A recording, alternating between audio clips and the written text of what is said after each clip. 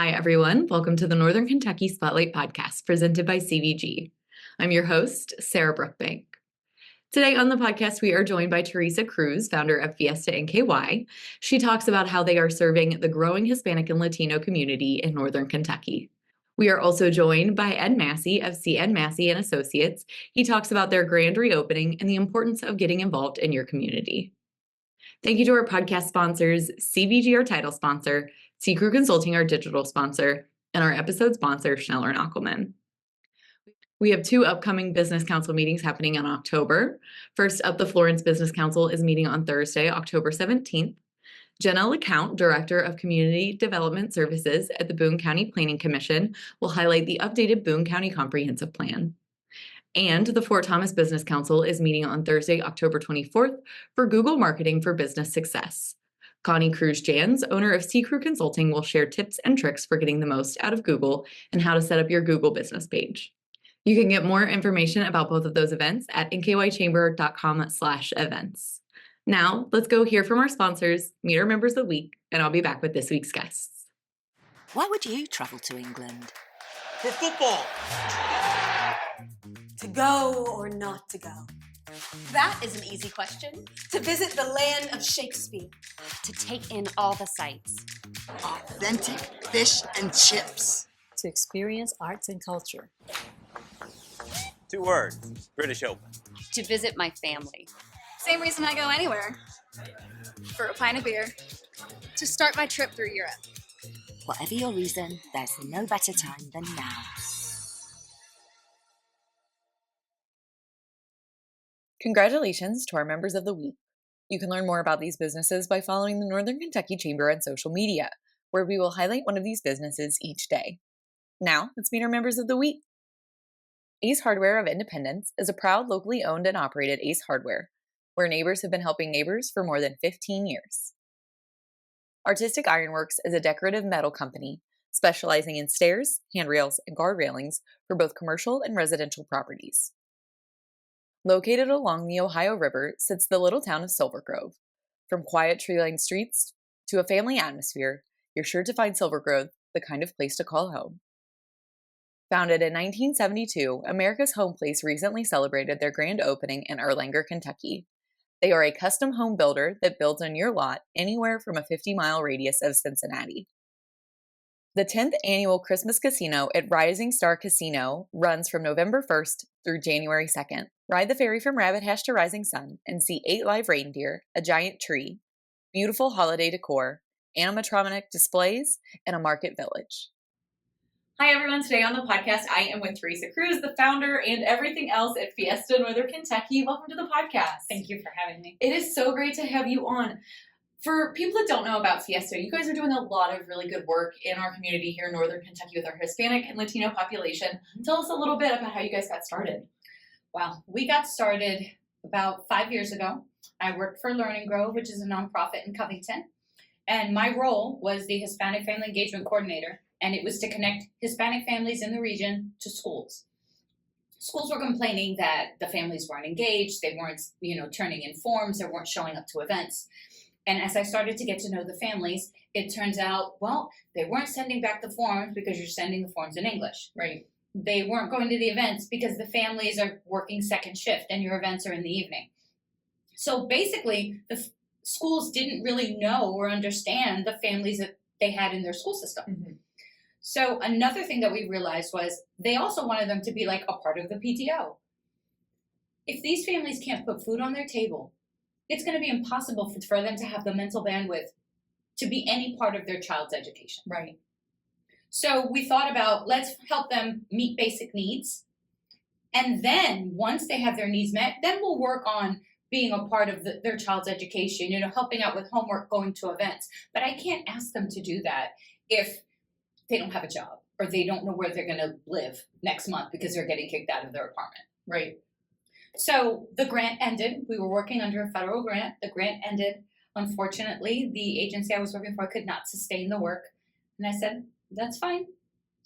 I had a conversation with God and he said, go for it, do it. And I quit my job. September 30th was my last day, 2023. And we opened November 15th, 2024. 2023, sorry. 2023, and you guys have been helping people in the community ever since. Ever since? Yeah, so tell us about this range of services that you offer. It's a lot of different things. It is. It's a lot of different things, and the goal is to be the hub for the Hispanic community. The goal is to be the one-stop shop. But for now, we have food. We have a culturally relevant food pantry on site, and that's an emergency pantry. When families come in, they have absolutely nothing. We'll pack them a bag of some things, and they can take it, and then we'll let them know what other pantries are in their area. And we have a food distribution event, a Latino food distribution event, the last Friday of every month. That's one. Two, we have a clothing closet. Families can come in, they give us their sizes, they give us what they need, shoes, a jacket. We make up their bag, and we call them to come pick it up. That's the second one. The third one, resource coordination. So families come in looking for help to pay their rent, to pay their electricity bill, whatever, to register their kid for school because everything is online and they don't know how to do it. We help them with that. So we'll help them register their child. We'll help them fill out the paperwork for St. Vincent de Paul to get rental assistance. We don't have the funding to help pay for any of these things, but we do know the agencies that do. Right. Unfortunately, it's very few of the agencies that have people that speak Spanish. So we're the go-between, we're the liaison. It's vital. I know when we're working with other nonprofits, obviously, as a nonprofit, it's so hard to have, as many employees as you need to fill the need that we're seeing, especially as the years have gone on. We've been seeing over the past 2 or 3 years, especially since the pandemic, more and more need across our nonprofit organizations. Absolutely. Absolutely. And even so, employment is huge for our population also. Up to last week, we had seen 1,681 adults since January. 30%, which is about 500, 30% of those adults come in looking for work. We are trying to partner with private corporations, with anyone that we can to help us fill that need, to find these people employment, but gainful employment. Right. Something that'll help them put food on the table, pay their rent, a living wage. We definitely want a living wage. So that's another pillar. And, there are very few nonprofits in Northern Kentucky that are doing this work, specifically with the Hispanic community. There are a lot in Ohio. Cincinnati's got a few, but that's our niche. And we don't just serve the Hispanic. We've had people from Rwanda. We've had families from Haiti. We've had families from Africa. So we don't turn anyone away. It's just a little harder with the language barrier, but we figure it out. Yeah, but serving that population that really needs someone in their corner to help them get connected to all of these resources, because there are resources available. It's just the translation, how do they get connected? So it's really great to know. Access. Yeah, the access is so important. One of the things that I want to talk about a little bit, and we can kind of jump around a little bit, but you mentioned that you want to work with businesses, you want to work with organizations that are going to help you find these people gainful employment. Yes. And I know right now, workforce, filling those jobs is so essential for so many of our businesses in Northern Kentucky. So for businesses that are wanting to tap into this population, how can they get in touch with you and how can you guys work together? Oh, I would love for them to get in touch with me. It's really funny because I hear all the time, we can't find people to work. We can't find people to work. And I'm going, hello, I've got a whole population of people here that want to work.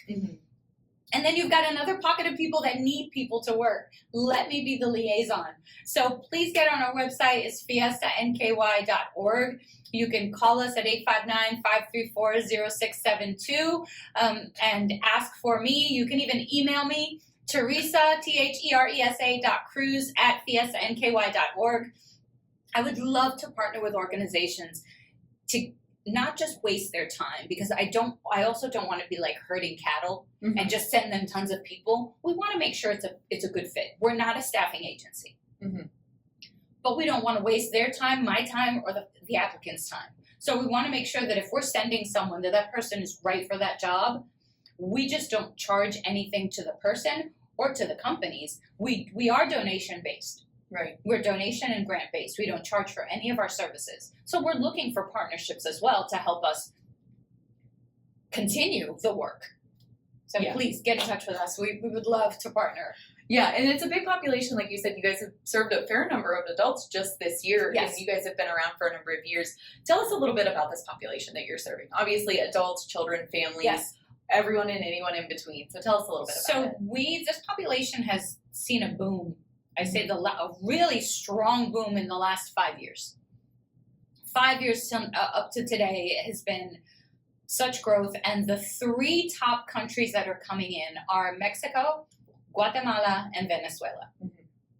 And the thing that I want people to understand about the Hispanic community is that they tend to lump us all into one bucket, right? I'm from Puerto Rico. I don't eat Mexican food. I don't know how to cook it. It's not the same. Mm-hmm. They immediately think we are all the same. The Venezuelan population is very educated. We've got doctors, lawyers, dentists, engineers coming in, and they can't find employment. Mm-hmm. So knowing the people that we're serving really helps when you're trying to find them help, when you're trying to find them employment. Mm-hmm. And I know that there are barriers, which is one of the things that I want people to understand is we know that there are barriers to employment. We know that English, the language, is the top barrier, right? But you gotta meet them where they're at. They are just getting here. There is no way they're gonna learn English in a month. What can employers do to meet them halfway? Mm-hmm. Bring ESL classes to the job. Make it a part of their growth plan as an employee. Make them accountable. You can offer classes, but if they don't go because they don't have to, make sure that they go. You went, you did well. This is part of your growth plan as an employee of X company. If you have, one thing that we've noticed lately is we've been telling employers, look within your organization. You probably have bilingual people that you don't even know about. Mm-hmm. See if they are people that you can develop into leadership positions.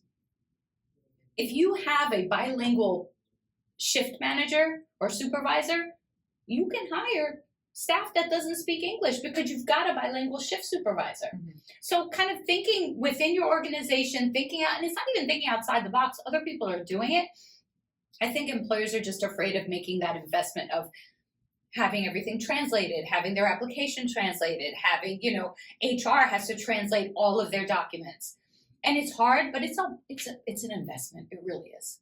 Right. And those inclusive business strategies are so vital as our population and our workforce changes. That is something that we talk about at the Chamber all the time. Nancy Spivey, when she has guests on our strategies, talent strategy solutions segment of this podcast, we are talking with members every single day about how they are doing it at their businesses, how they can help other businesses. And it's really important, like you said, a one-time investment that really opens up and makes your workplace more welcoming to a huge population that you can tap into. And I think that's really vital. Yeah, I think we have to move in that direction. People don't understand that the face of Northern Kentucky is changing.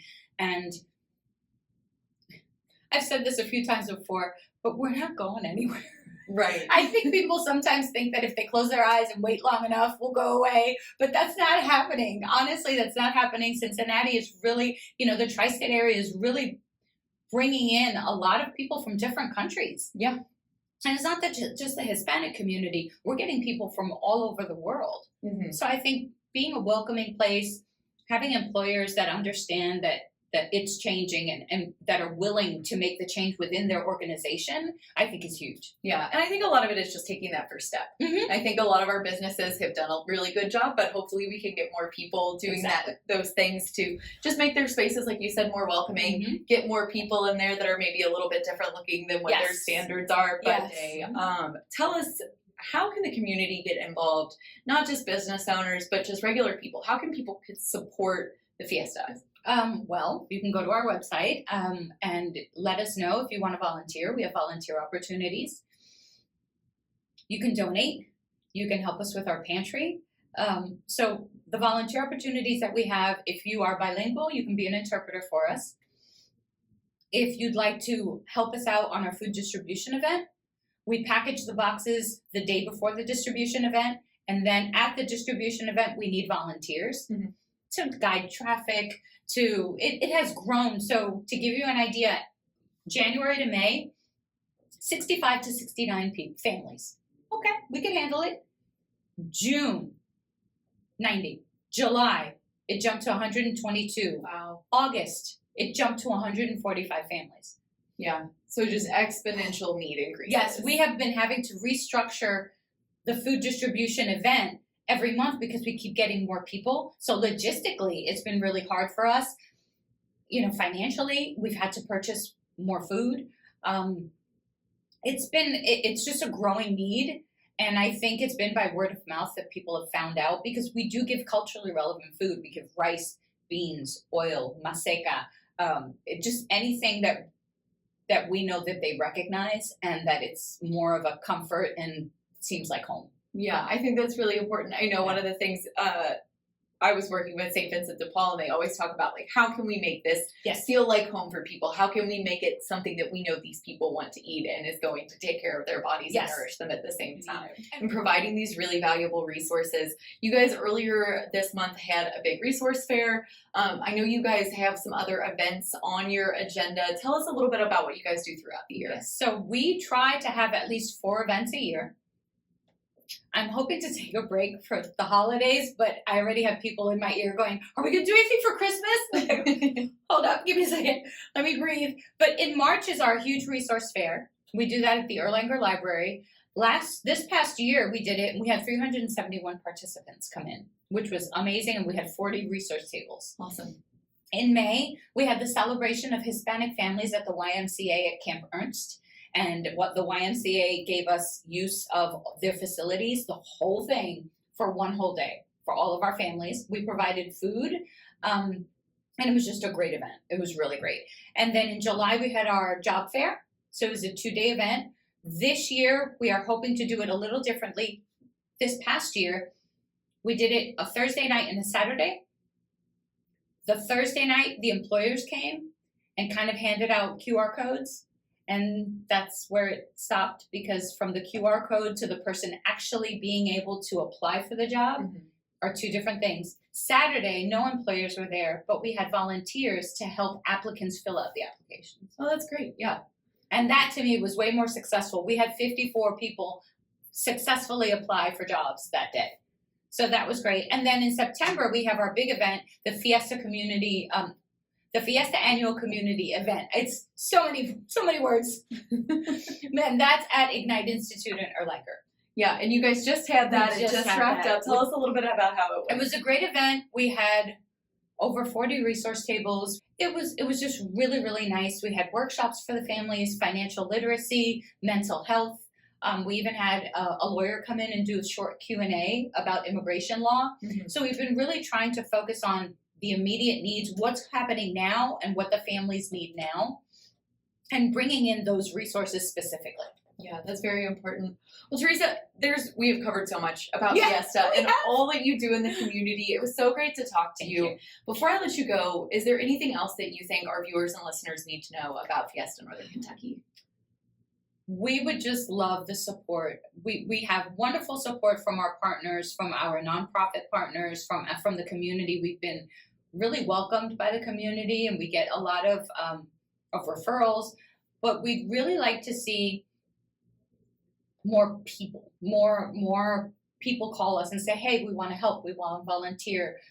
We'd love to see more partnerships with corporations, with places that maybe you wouldn't think would want to be a partner. We'd be like, absolutely, we'd love to partner. We'd love to share. We also want to educate people on the Hispanic culture. It's not the same just going to a Mexican restaurant, but understanding the culture and the different cultures that are coming to Northern Kentucky. We want to help educate people. So, we love to share. We love to talk to people. And if you'd like us to come out and have a talk with your organization or with your school or wherever, we'd love to do things like that. We just really want the community to understand and to get to know our community. Yeah. It's such a beautiful thing, and we all speak Spanish, but we all come from such different places. I just wish people would reach out more and want to know more about this community. Yeah, well, it's a great opportunity to get to know that community better by reaching out to you. Theresa, thank you so much for your time today. Thank you for having me. I appreciate it. Thank you. Ranking on Google Search and Maps is easy to understand, but hard to do. It requires constant effort and attention. Uploading new photos, responding to Google reviews, writing weekly posts, and checking suggested updates. Google listing optimization takes experience and time, and there are no shortcuts. C-Crew gives your Google My Business account the steady, consistent attention it needs to be effective, optimizing, updating, and expanding critical content every single week. From local retail stores to large regional networks, C-Crew generates content, establishes benchmarks, and creates dramatic, measurable increases in engagement. So what can C-Crew do for your business? More calls, more clicks, more clients.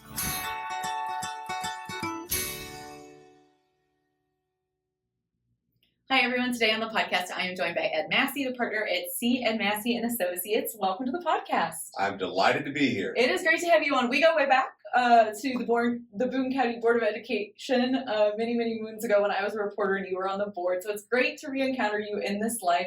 Tell us a little bit about what you've been up to right now. Well, I've done a lot of things since the days of the Boone County Board of Education. Right. But that was a great experience. But I was served in the legislature for 4 years.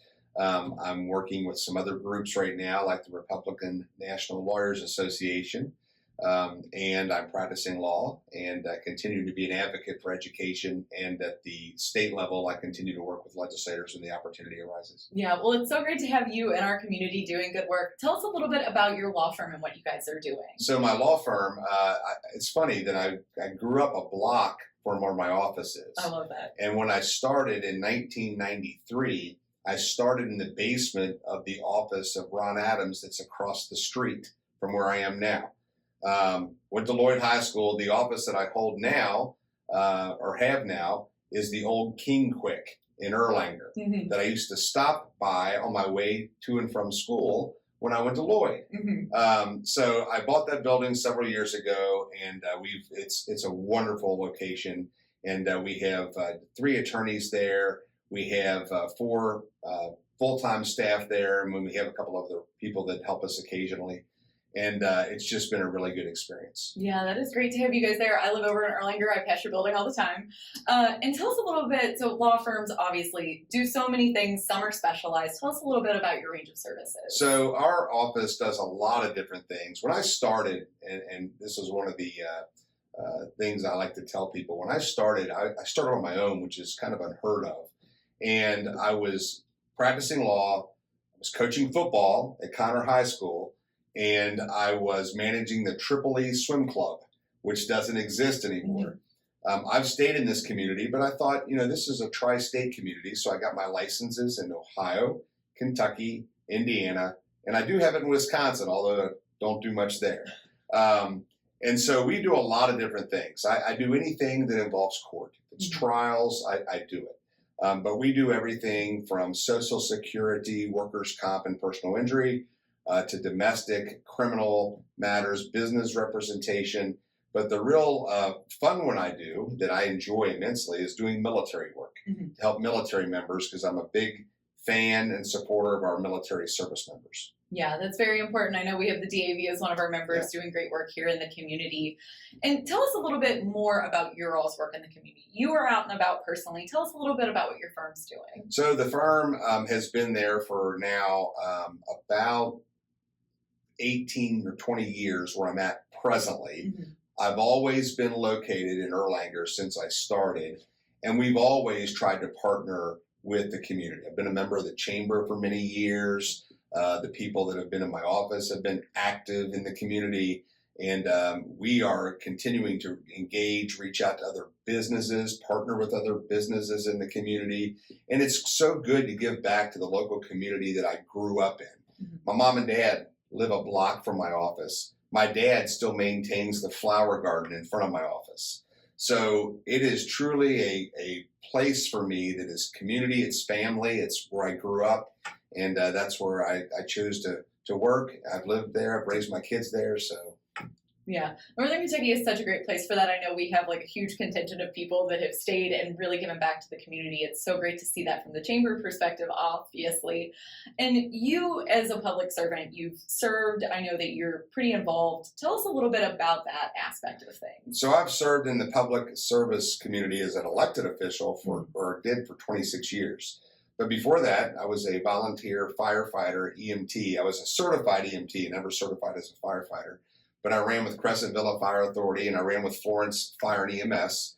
I got elected to the school board in 1996, of all things. I went into the legislature in 2019 and served there for 4 years. And of course, I've been involved in a lot of community efforts, whether it be the Chamber, the Chase Inn of Court, the Northern Kentucky Bar Association. There's just a number of things that I have been involved with. And I appreciate the opportunity. I also serve on the board of directors for the National Underground Railroad Freedom Center in Cincinnati. And so I like experiences. I like to engage with people and find out what great new things are coming. Yeah, I think that's so important. I think it's really vital that we have so many members that are giving back to our communities. One of the things is someone who has been really involved in our community. For people that want to get involved and they don't know how, what are some easy first steps that people can take to be more involved in their communities? Well, one of the things I tell people is go to some of the local groups that meet, like Rotary or like the Optimist Club, or things like that. We actually, when I was on the school board, we encouraged people to go there to get involved. PTA meetings, school board meetings.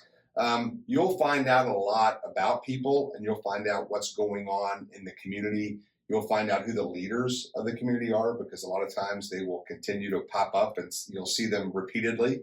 And so I've built those relationships over the years with the judge executives. You know, I did Leadership Kentucky in 2004, and I went through that with Steve Pendry, who's the judge executive over in Campbell County, and with Rhonda Whitaker, who's with Duke Energy. Yeah. And so, and of course, has been very active with the chamber.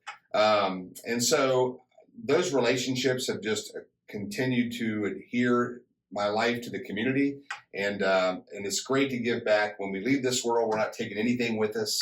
It's just the experiences that we've had, the people that we've helped, and the family we leave behind. Yeah, I think that's really beautiful, and it's great to know you're so involved in the community. And shout out to some of our other Leadership Northern Kentucky grads there who have been in our community for a really long time. Pivoting back to your law firm and what you guys are doing in the community, you guys have an event coming up in October. Tell us a little bit about that. So October the 11th, we're having a rebranding of our law firm. I was involved in a firm for a number of years. It was Blankenship, Massey and Associates. Mr. Blankenship has moved to a different firm with his brother. And so I brought in two other attorneys, Eric Wilbekin and Greg Mosier. And we are having a big rollout on October the 11th of our new logo. The office has been in many ways redone. We're going to have a little block party. We've invited city officials. We've invited businesses in the community. And again, it's a way not only to bring attention to the firm and what we do and that we're here to serve the local community, but it's to give those businesses an opportunity to engage with us and to say that they're here to serve their local community. Only by working together can we make the community better and stronger. Yeah. For people who want to attend the event and learn more, how can people do that? They can call our office at 859-426-9000, or they can check out our website at nkylawyers.com, and they can find out about our firm, our staff, our people, and what services we offer. We enjoy being a lawyer to the people of the community. I mean, I've always done that kind of thing. And people ask, what do you do? I'm like, I help families. I help people that have problems. You know, people typically don't go to a lawyer most times because they're happy to be there. They go there because they have a problem to solve. And probably the greatest reward in my job is being able to help people overcome some of those serious circumstances. Yeah. Well, for people who are looking for any more information, like you said, the website is a great thing for that. Is there any other resource or anything else you'd like to share with our viewers and listeners today? Just that we're very open, engaging in our firm. Eric does different things than I do, and Greg does different things than I do. My assistant, Melissa Bracken's been with me for 23 years. We did have an office before in Grant County. We've decided to move all of our efforts here to the Erlanger community, but we're still practicing law in the outlying areas, whether it be Grant, Pendleton, Owen, etc. But this is home for me. And so if I can help people in my community, it's a great place to live, a great place to work and play. I go to church at First Church of Christ in Burlington. It has everything you need. I've traveled the world, I really have. And yet, you won't find a better community than what we have right here. Yeah, well, I can't say anything else about that. I think you really summed it up great. Well, Ed, it's been a pleasure to have you on the podcast today. It is great to be here, and it's great to see you again. I know. How funny to have you back. Yes. Thank you very much. Chris Knockelman with Schneller Knockelman Plumbing, Heating, and Air. It's spring now, but before you know it, our ACs are working overtime. Dave, it's going to be warm soon. Right now is a good time to get the AC serviced, right? You can get your AC tuned up for only $59. So get your $59 tune-up at SKPHA.com. SKPHA. So if your plumbing and mechanical systems give you trouble, just remember our name, Schneller Knockelman.